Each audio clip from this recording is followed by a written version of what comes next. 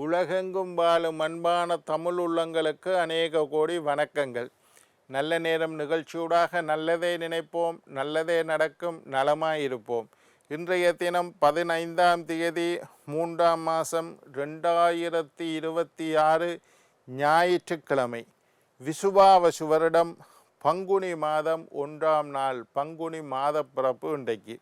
ஏகாதசி திதி, திருவோண நட்சத்திரம், அமிர்த சித்த யோகம், ஏகாதசி விரதம், விஷ்ணுவை நினைத்து ஏகாதசி விரதம் இருக்க வேண்டிய நாள்.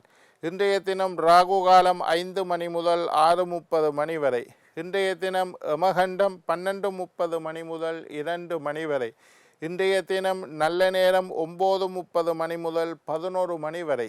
இன்றைய தினம் குளிகன் நேரம் 3:30 மணி முதல் 5 மணி வரை. இன்றைய தினம் புனர்பூச நட்சத்திரக்காரர்களுக்கு சந்திராஷ்டம தினம். புனர்பூச நட்சத்திரக்காரர்களுக்கு சந்திராஷ்டம தினம். சூளம் மேற்கு, பரிகாரம் வெள்ளம். என்ன நேர்களே, வாருங்கள் இனி இன்றைய தினத்திற்குண்டான ராசி பலன்களை பார்க்கலாம்.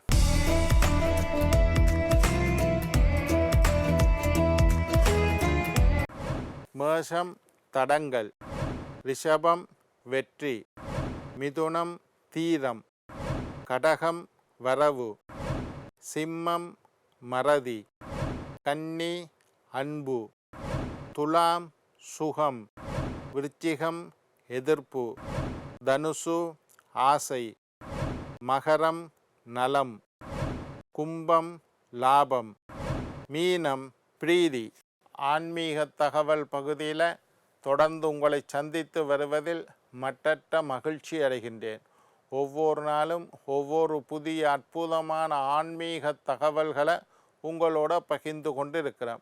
அந்த வகையில் இன்றைய தினமும் சில நல்ல விஷயங்களை உங்களோட பகிர்ந்து கொள்ளலாம் என்று காத்திருக்கிறேன்.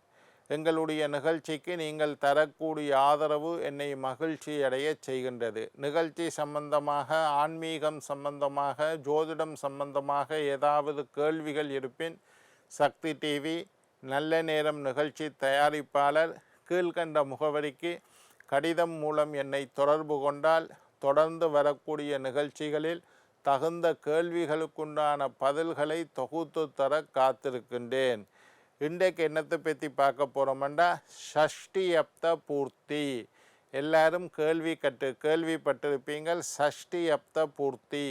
ஷஷ்டி என்றால் 60 என்று அர்த்தம். 60ஆம் கல்யாணம் என்று தமிழில் சொல்லலாம். 60 வயதை பூர்த்தியடைந்தவர்கள் செய்யக்கூடிய 60ஆம் கல்யாணம் ஷஷ்டி அப்த பூர்த்தி. இதை சில பேர் நினைச்சு கொள்வது சில ஜாதிக்காரர்கள் மட்டும்தான் இந்த ஷஷ்டியப்த பூர்த்தியை செய்ய வேண்டும் என்று. அப்படியல்ல, எல்லோரும், எல்லா வர்ணத்தாரும், எல்லா ஜாதியினரும் பாகுபாடின்றி இந்த 60ஆம் கல்யாணம் என்று சொல்லக்கூடிய ஷஷ்டியப்த பூர்த்தியை செய்யலாம்.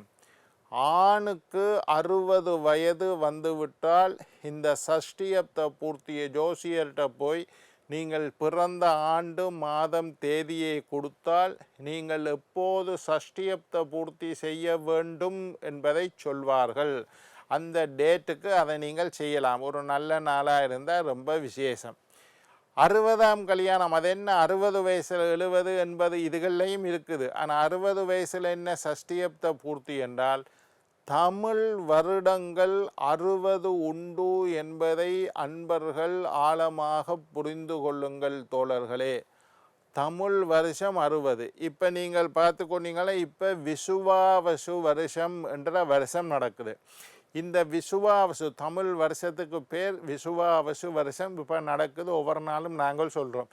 இன்றைக்கு விசுவாவசு வருடம் பங்குனி மாதம் 1ஆம் நாள் விசுவாவசு வருடம். இந்த விசுவாவசு வருடம் திரும்பி சரியா 60 வருஷத்துக்கு பிறகு திரும்பியும் விசுவாவசு வருடம் வரும். அப்படி வந்தால் 60ஆம் கல்யாணம் செய்ய வேண்டும். தமிழ் வருடங்கள், ஆங்கில வருடம் அப்படி இல்லை. 2021 22 இப்போ 26 27 போய்கொண்டு இருக்கும். தமிழ் வருடங்கள் அப்படி இல்லை. 60 வருஷம்தான் மொத்தமே இருக்குது. இந்த 60 வருஷம்தான் திரும்பி திரும்பி வந்து கொண்டே இருக்கும்.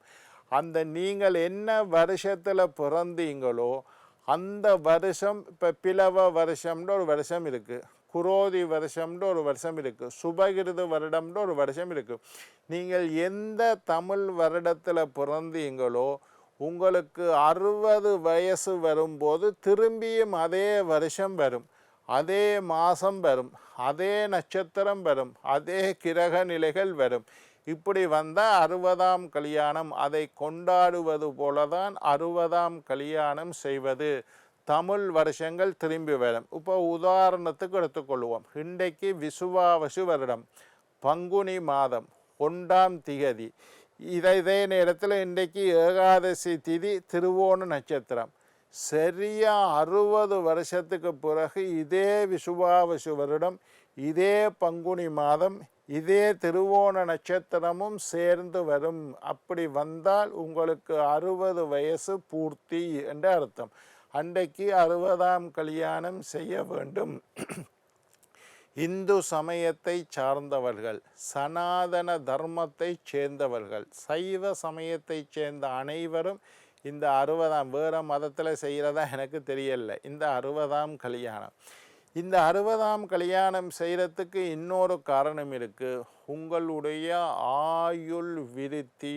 60 வயசுன்ற நீங்கள் முக்காவாசி 50 வயசை தாண்டினாலே முக்காவாசி காலம் வாழ்ந்து விட்டீர்கள். ஒரு மனுஷன் 100 வயசு மட்டும் இருக்கிறது பெரிய விஷயம். 75, 80, 85 வயசு மட்டும் நாங்கள் அநேகமாக இருப்போம். அதே பூரண ஆயுள் 85 வயசை ஜோதிடம் பூரண ஆயுள்னு சொல்லுது. 85 வயசு மட்டும் இருக்கிறதா இருந்தால் 60 வயசு என்பது முக்காவாசி காலத்தை தாண்டி விட்டீர்கள். ஆயுள் விருத்திக்காக இந்த 60ஆம் கல்யாணம் செய்ய வேண்டும் என்று எங்களுடைய சாஸ்திரங்கள் சொல்லுது. 5 இந்திரியங்கள் இருக்குது. கண்ணு பார்க்கறது ஒரு இந்திரியம், வாயு பேசுறது ஒரு இந்திரியம், மூக்கு சுவாசிக்கிறது ஒரு இந்திரியம், காது கேட்கிறது ஒரு இந்திரியம், உடம்பு அனுபவிக்கிறது ஒரு இந்திரியம். இந்த பஞ்ச இந்திரியங்களும் நன்றாக இயங்க வேண்டும். கண்ணு, காது, மூக்கு, வாயு, உடம்பு, பஞ்ச இந்திரியங்கள் என்று பேர். இந்த 5 இந்திரியங்களும் ஒழுங்காக இயங்க வேண்டும். உடம்பு நன்றாக இருக்க வேண்டும். கண்டங்கள், தத்துக்கள், விபத்துக்கள், ஆபத்துக்கள், உயிராபத்துக்கள் எதுவும் வராமல் உடம்பு தேகம் நல்ல பலத்தோட திடகாத்திரத்தோட நீண்ட ஆயுள், நிறைந்த ஆரோக்கியம். ஆயுள் மட்டும் நிறைய இருந்தால் காணாது, ஆரோக்கியமும் நல்லா இருக்கணும். இல்லாட்டி படுத்த படுக்கையில் கனநாள் இருப்போம். ஆயுளும் நல்லா இருக்கு. அதனால தான் நீண்ட ஆயுள், நிறைந்த ஆரோக்கியம். ஆரோக்கியத்தோட கூடிய ஆயுள் இருக்க வேண்டும் என்று சொல்வார்கள். அப்படி இருக்கிறதுக்காகத்தான் இந்த 60ஆம் கல்யாணத்தை செய்ய வேண்டும். கணவனுடைய ஆயுள் நீண்ட ஆயுளாக இருக்க வேண்டும் என்பதற்காக ஒரு ஆண் மகனுக்கு, மனைவிக்கு அல்ல, கணவனுக்கு 60 வயது வந்தபோது அவர் பிறந்த தமிழ் வருஷமும் மாசமும் நட்சத்திரமும் திரும்பி 60 வருஷத்தில் வரும்போது இந்த 60ஆம் கல்யாணத்தை செய்ய வேண்டும். பஞ்ச இந்திரியங்களும் நன்றாக இருக்க வேண்டும். ஜாதகத்தில் இருக்கக்கூடிய தோஷங்கள் எல்லாம் நீங்க வேண்டும்.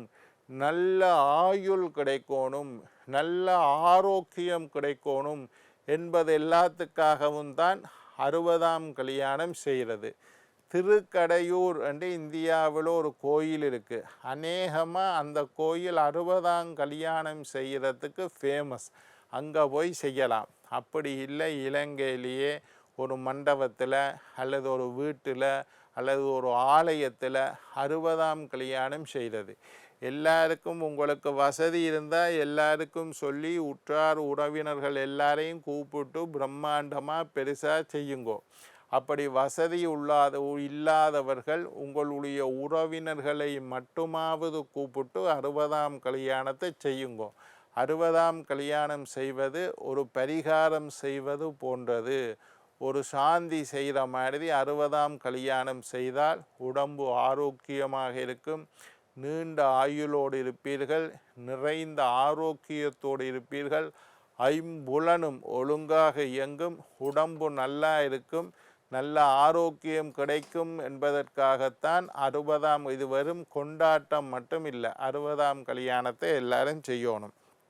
அதே மாதிரி அஸ்வத்தாமன் என்று சொல்லக்கூடியவர், மகாபலி என்று சொல்லக்கூடியவர், வேதவியாசர், உங்களுக்கு தெரியும் வேதவியாசர், ஹனுமான், இவையிலெல்லாம் பூமியில் எந்த காலத்திலையும் வாழ்ந்து கொண்டு இருக்கக்கூடியவர்கள், சிரஞ்சீவிகள் என்று பேர். 7 பேரை நாங்கள் சிரஞ்சீவி என்று சொல்கிறது. அந்த 7 பேரும் சிரஞ்சீவிகள், என்றும் அழியாதவர்கள், மரணம் இல்லாதவர்கள், மரணத்தை கடந்தவர்கள், மரணத்தை தாண்டியவர்கள் என்று சொல்கிற 7 பேர். ஒன்று அஸ்வத்தாமா, அஸ்வத்தாமன் எப்பவும் இருந்து கொண்டே இருப்பார். மகாபலி, வேதவியாசர், ஹனுமான், ஹனுமான சிரஞ்சீவி என்று சொல்வது, ஹனுமான் எப்பவும் இருப்பார், அவர் மரணத்தை தாண்டினவர். விபீஷணன், கிருபாச்சாரியார், பரசுராமர் என்று சொல்லக்கூடிய இந்த 7 பேரும், அஸ்வத்தாமன், மகாபலி, வேதவியாசர், ஹனுமான், விபீஷணன், கிருபாச்சாரியார், பரசுராமர் என்று சொல்லக்கூடிய இந்த 7 பேரும் சிரஞ்சீவிகள். 60ஆம் கல்யாணத்தன்று ஆசீர்வாதம் சொல்லிக்குள்ள இந்த 7 பேருடைய பேரையும் சொல்லி, இந்த 7 பேரையும் போல ஆரோக்கியத்தோடு மகிழ்ச்சியோடு சந்தோஷத்தோடு என்றும் இந்த பூமியில் நிலைத்திருக்க வேண்டும் என்று சொல்லி ஆசீர்வாதம் சொல்லுவார். பிறக்கும் போது இருக்கக்கூடிய கிரக நிலைகள் 60 வருஷத்துக்கு பிறகு மீண்டும் ஒரு முறை வரும். உங்களுடைய நட்சத்திரம் அப்படியே இருக்கும், உங்களுடைய திதி நட்சத்திரம் நீங்கள் பிறந்த போது எப்படி என்னென்ன வருஷம், தமிழ் மாதம், தமிழ் தேதி, தமிழ் நட்சத்திரம் எல்லாம் இருந்துச்சோ அதே மாதிரி 60 வருஷத்தில் திரும்பி ஒருக்கா வரும். அதைத்தான் நாங்கள் 60ஆம் கல்யாணம் என்று சொல்கிறது. கண்டிப்பாக 60ஆம் கல்யாணத்தை இந்து சமயத்தை சேர்ந்தவர்கள், சைவ சமயத்தை சார்ந்தவர்கள், இறைவன் மேல் பக்தி உள்ளவர்கள் எல்லாரும் கண்டிப்பாக இதை செய்யணும். ஆரோக்கியத்திற்கு, இது வரும் கொண்டாட்டத்துக்காக செய்கிறது மட்டும் இல்லை. இப்போ காலம் மாறிட்டுது, வசதி உள்ளவர்களும் சில ஜாதியை சேர்ந்தவர்களும் மட்டும்தான் இதை செய்யணும், அப்படி இல்லை, எல்லாரும் இந்த 60ஆம் கல்யாணத்தை செய்யலாம். என்ன நேர்களே, நீங்கள் அனைவரும் நீண்ட ஆயுள், நிறைந்த ஆரோக்கியம், நீங்காத செல்வத்தோட வாழ வேண்டுமென்று வாழ்த்தி வணங்கி விடைபெறுவது உங்கள் ஜோதிட சித்தர் டாக்டர் ராஜராஜ குருக்கள்.